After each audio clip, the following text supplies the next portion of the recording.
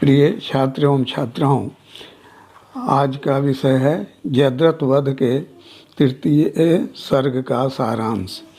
राष्ट्रकवि मैथिली शरण गुप्त रचित जयद्रथ वध का आरंभ श्री कृष्ण द्वारा शोकग्रस्त पांडवों को सांत्वना देने से होता है। अभिमन्यु की वीर गति प्राप्ति के बाद पांडव पक्ष शोक सागर में डूब गया है। अपने ज्ञान के आलोक से भगवान अर्जुन को कुछ कुछ शांति प्रदान करते हैं। वे कहते हैं कि अब धैर्य धारण करो, आर्त मत हो, शोक को कुछ कम करो। वीर पर ही समय वार करता है, भीरू और कायर पर नहीं। ज्ञानी जन विपत्ति काल में दृढ़ता नहीं खोते। विरह जन्य शोक की दाहकता को कौन नहीं जानता है, किंतु मृत्यु का होना सत्य है, इसे कौन नहीं मानता। क्या इसका बोध कराने के लिए फिर से गीता कहनी होगी? जब बुरे दिन बीतने को होते हैं तब वे कोई न कोई दुख दे ही जाते हैं। यहाँ से अब तुम्हारे उदय का आरंभ होना तय है। जिस ज्ञान की बदौलत तुम एक से बढ़कर एक विपत्ति नद को पार करते रहे हो, उसी ज्ञान बल से आज धैर्य धारण करने की आवश्यकता है। निश्चय ही अभिमन्यु का विरह दुखद है, किंतु इसे सहन तो करना ही होगा। युद्ध में मृत्यु से क्षत्रियों को स्वर्ग की प्राप्ति होती है। यूँ भी संसार में कोई सदा के लिए जीवित नहीं रह सकता। तुम्हारे रोने से शत्रुघ्न आनंदित हो रहे हैं, यह घोर अपमान का विषय है। जरा सोचो, तुम कौन हो, क्या कर रहे हो, क्या तुम्हारा कर्म है, कैसा समय, कैसी दशा, कैसा तुम्हारा धर्म है। दुख में ही वीरों की परीक्षा होती है, जैसे अग्नि में स्वर्ण की। ऐसा कुछ भी न करो जिससे शत्रुओं को थोड़ा सा भी हर्ष हो, आनंद हो, क्योंकि शत्रु को सुख पहुंचाने वाला वीर नहीं कहा जा सकता। वीर तो सदैव शत्रुओं को संताप ही देते हैं। जिन दुष्टों ने षड्यंत्र रचकर तुम्हारे अनेक विभव हर लिए हैं, उन्हें देखकर तुम्हें रोना नहीं चाहिए, प्रसन्न होना चाहिए। अपने मित्रों और अनुचरों का सुख तो जीवन पर्यंत बना रहता है, किंतु कर्तव्य का पालन भी तो करना चाहिए। इन्होंने अन्याय से अभिमन्यु को मारा है, उनसे बदला नहीं लोगे क्या? श्री कृष्ण की बातें सुनकर अर्जुन क्रोध से जलने लगे और उठकर खड़े हो गए। उसने अपने दोनों हाथों को मलते हुए यह घोषणा की कि संसार देखे अब हमारे शत्रुघ्न रण में मृत पड़े। अर्जुन का शरीर क्रोध से कांपने लगा, मानो हवा के जोर से समुद्र में ज्वार आ गया हो। उसका मुंह लाल हो गया, मानो काल ही प्रलयार्थ से उपस्थित हो गया हो। आँखों से गिर रही अश्रुधारा शीघ्र ही जल उठी। मणि छीन जाने से सर्प जैसे फुंकार भरने लगता है, वैसे ही अर्जुन क्रोध से करतल को रगड़ने लगे। फिर अमरस से भरकर शत्रुनाशन अर्जुन ने मेघ गर्जना करते हुए कहा, संसार को साक्षी रखकर मैं प्रतिज्ञा करता हूँ कि एक बालक को अन्यायपूर्वक मारकर जो लोग हंस रहे हैं, वे सभी कल शोक सागर में डूब जाएंगे।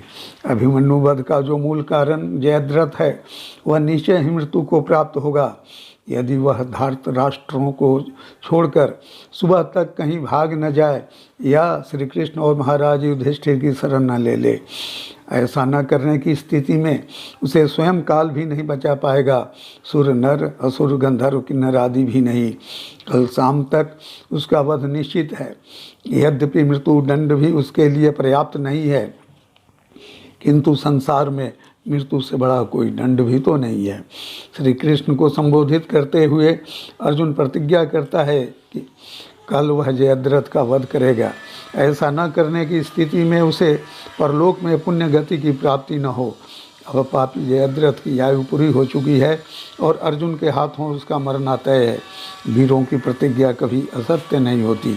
यदि वह पाताल में छिपेगा तो वहाँ उससे विषधर के रूप में, जंगल में छिपेगा तो दावाग्नि के रूप में, समुद्र में छिपेगा तो बाणवाग्नि के रूप में, आकाश में जाएगा तो उसे वज्र के रूप में पाएगा। कल युद्ध में संध्या समय तक यदि वह उससे नहीं मारा जाएगा तो सूर्य, चंद्र, अग्नि, आकाश और पृथ्वी सुन ले कि स्वयं अर्जुन ही अग्नि में जल मरेगा।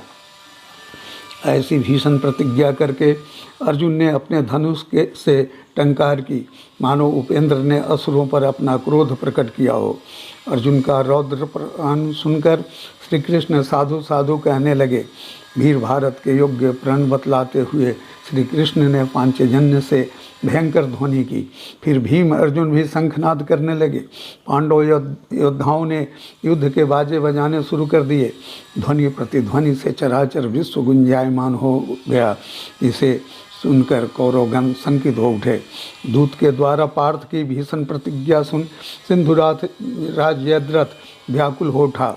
उसे मृत्यु प्रत्यक्ष ही दिखने लगी और वह किंकर्तव्य विमूढ़ हो चिंताग्नि में जलने लगा। उसे उसका कृत्य खलने लगा और सर्वाधिक प्रिय प्राण ही लगने लगा, जबकि मृत्यु अप्रिय सी प्रतीत होने लगी। उसे इस संसार में अब जीवन की आशा न रही, इसलिए दौड़ा दौड़ा दुर्योधन के पास जा पहुंचा। कारण जानते हुए भी दुर्योधन ने उससे भयाक्रांत होने का कारण पूछा। तब वह चकित थकित सा ठगा महसूस करने लगा। भय से विकृत हो उसने कहा कि पुत्र, शोक से संतप्त अर्जुन ने जो प्रण किया है, क्या वह तुम्हें मालूम नहीं है? उसने कल शाम तक यदि मुझे नहीं मारा तो स्वयं जल मरेगा। भय और चिंता से मेरा शरीर जल रहा है। अब अपने कर्तव्य का ज्ञान नहीं है, अतएव अभयदान देकर मेरी रक्षा का कोई उपाय कीजिए या कहीं अन्यत्र भाग जाने दीजिए। सभी मरणशील हैं, इसलिए मुझे मृत्यु का डर नहीं है।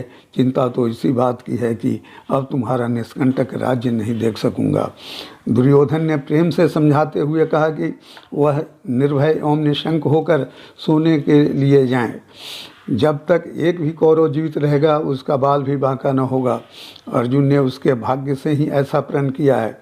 कर्णादि के रहते हुए वह अपनी योजना में सफल नहीं हो पाएगा और शाम को स्वयं अग्नि में जल मरेगा। अर्जुन के बिना युधिष्ठिर भी जीवित नहीं बच सकेगा। उसके शत्रु तो स्वयं भी नष्ट होने वाले हैं। तुम्हारे हित में तो कृपाचार्य, कर्ण, द्रोणाचार्य आदि खड़े हैं, इसलिए अर्जुन को मरा हुआ ही समझो। जहाँ रक्षक आत्मीय जन हो वहीं रहना चाहिए, अन्यत्र जाने की आवश्यकता नहीं है। इस तरह दुर्योधन ने सांत्वना दे उसे धीरज बंधाया और कर्णादि से युद्ध विषयक मंत्रणा करने लगा। इधर पांडवों को सांत्वना देकर श्री कृष्ण ने अभिमन्यु के 100 संस्कार की योजना बनाई। द्रौपदी आदि से घिरा उसे श्री कृष्ण ने मुरझाई हुई लताओं के बीच सूखे फूल की तरह देखा।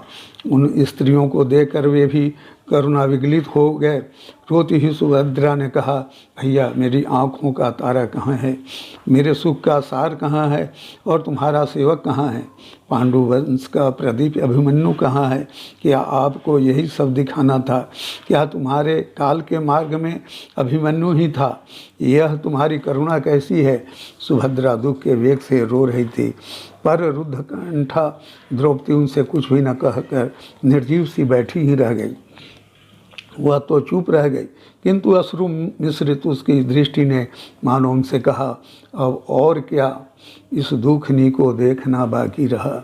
उत्तरा के उत्ताप और सबके दुखों को महसूस कर भगवान कुछ देर चुप रहे और फिर सबके शोक निवारण के लिए सांत्वना देते हुए बोले, शरीरधारियों की गति मृत्यु ही है, इसलिए शोक के वशीभूत हो मति भ्रांत नहीं होना चाहिए। कौन कहता है कि अभिमन्यु जीवित नहीं है? संसार में अक्षय कीर्ति प्राप्त करना मरना नहीं है। जब तक सूर्य शशि विद्यमान रहेंगे तब तक अभिमन्यु का नाम अमर रहेगा। वीरों की मृत्यु नहीं होती। जहाँ कठिन तपस्या करने वाले मुनि भी नहीं जा सकते, वहाँ अभिमन्यु इस शरीर का परित्याग कर जिंदा है, प्रतिष्ठित है। ऐसा सपूत शोक करने योग्य नहीं है। स्वाभाविक मृत्यु से उसे यह गौरव कहाँ मिलने वाला था। श्री कृष्ण की सांत्वना रूपी अवलंब पाकर द्रौपदी अश्रुपात करती हुई बोली, परलोक की इस अमरता को धिक्कार है, क्योंकि लोक में सदैव शोक में ही जीना है। ऐसा जीना किसी को स्वीकार नहीं होता। क्या हमारे पूर्व पापों का प्रायश्चित अभी पूरा नहीं हुआ है? क्या हमारा वह प्रिय पुत्र भला कभी मिलने वाला है? अभिमन्यु को मरा देख, हम सभी जिंदा हैं, पृथ्वी भी नहीं फटती। क्या दुख भोगने के लिए ही मेरा जन्म हुआ है? बेटा जरा आंखें खोल कर तो देख, तुम्हारे मामा पास खड़े हैं और तू पृथ्वी पर पड़ा है। तुम तो गुरुजनों का मान रखते थे। मुझे तनिक भी व्याकुल देखकर धैर्य बंधाता था। तो सुभद्रा को धाय और मुझे माँ मानता था, फिर मुझे पहचानते क्यों नहीं? 5 गांवों की बुरी संधि की चर्चा सुन जब मैं रोने लगी थी, तब तुमने ही तो मुझे कहा था कि ऐसी संधि मुझे स्वीकार नहीं है। यह कैसी विडंबना है कि शस्त्रधारी पांडवों के रहते हुए तू अकेला शत्रुओं द्वारा हत हुआ। पांडवों की वीरता और शस्त्र धारण की क्रिया को धिक्कार है।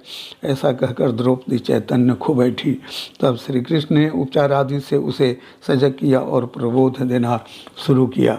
अभिमन्यु के जीवन मूल्य को समझे बिना तुम्हें रोना नहीं चाहिए। उसकी परम पद की प्राप्ति सुनकर तुम्हें शांत हो जाना चाहिए।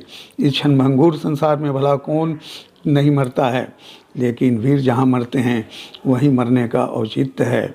अभिमन्यु को मारने वाले सारे पापी शीघ्र ही मारे जाएंगे, इसलिए तुम्हें स्वस्थ हो जाना चाहिए। करुणा के अधीन होकर अर्जुन अब तक युद्ध कर रहे थे, किंतु अब वे युद्ध में रुद्र बन जाएंगे। वे कल जयद्रथ वध का प्रण कर चुके हैं, इसलिए तुम्हें धैर्य धारण कर लेना चाहिए। तुम उत्तरा को सांत्वना दो, क्योंकि पुत्र के रूप में वह पति को पाने वाली है, वह गर्भवती है। श्री कृष्ण ने इस प्रकार सबको सांत्वना देकर चंदन की चिता तैयार करवाई, जिस पर अभिमन्यु के शव को रखा गया, जैसे कि क्रूरता की गोद में करुणा का भोजन दिया गया हो। चिता की प्रज्वलित अग्नि ने आकाश का स्पर्श किया। उधर विपत्ति की मारी हुई उत्तरा के लिए मृत्यु हुई दुर्लभ हो गई। चूँकि वह गर्भिणी थी, इसलिए उसे शरीर धारण करने की व्यवस्था थी। अभिमन्यु का शरीर तो जल गया, किंतु उसकी कीर्ति नष्ट नहीं हुई। वह वीर तो काल से भी अपराजेय है।